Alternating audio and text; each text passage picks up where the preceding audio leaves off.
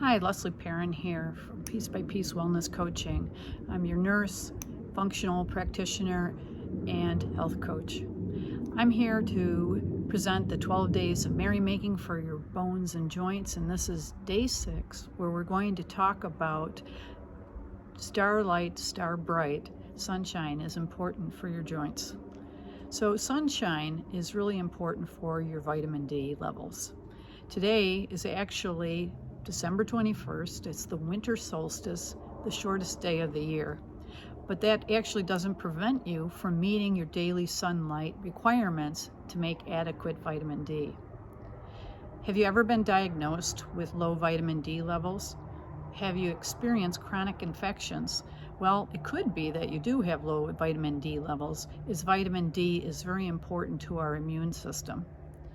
Vitamin D is often called the sunshine vitamin, and it's important in a number of metabolic processes and helps our bodies to reduce inflammation, maintain our bone density, and actually improve insulin sensitivity.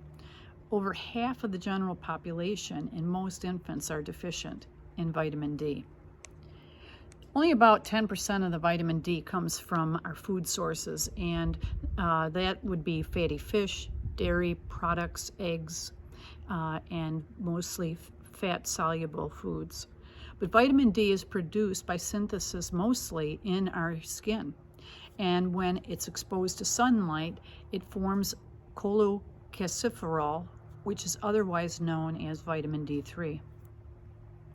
So how does vitamin D actually link to joint pain? Well, there's symptoms of low vitamin D include bone pain, muscle weakness, increased pain sensitivity, as well as mood issues, depression, frequent infections, sleepiness, and decreased endurance.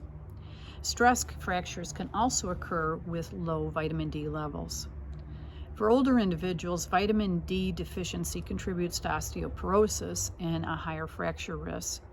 Vitamin D has anti-inflammatory properties that are really important in preventing osteoporosis, because osteoporosis is actually an inflammatory condition.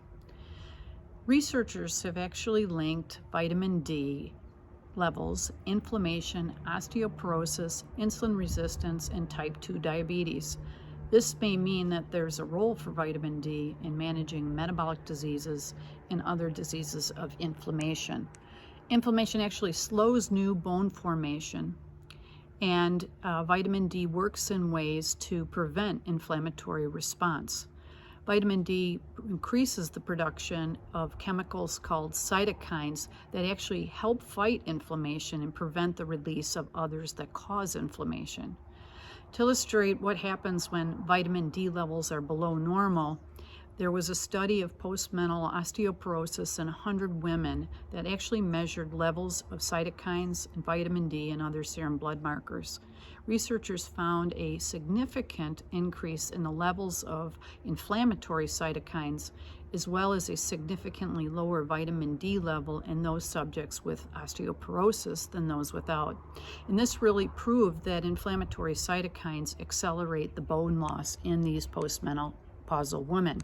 So what can you do to help your joints and maintain adequate vitamin D levels? Well, the best thing to do is to get 15 to 20 minutes of sunlight daily. And if you're dark-skinned, you may need more time in the sun to actually absorb and create that vitamin D reaction in your skin. A vitamin D lamp can also be purchased if you do not have regular exposure to sunlight. And these are called sun lamps, and they are most often mimic the sunlight. And it's important to know that you can't just get this from any regular bulb. For example, most houses have LED bulbs, and those have minimal, if no, UV radiation or light. Also, most windows block UVB light, which is the kind of rays that are the rays in which vitamin D is generated in your skin. While you may get sunburnt through certain glass, it is due to the UVA rays and not the kind that produce vitamin D.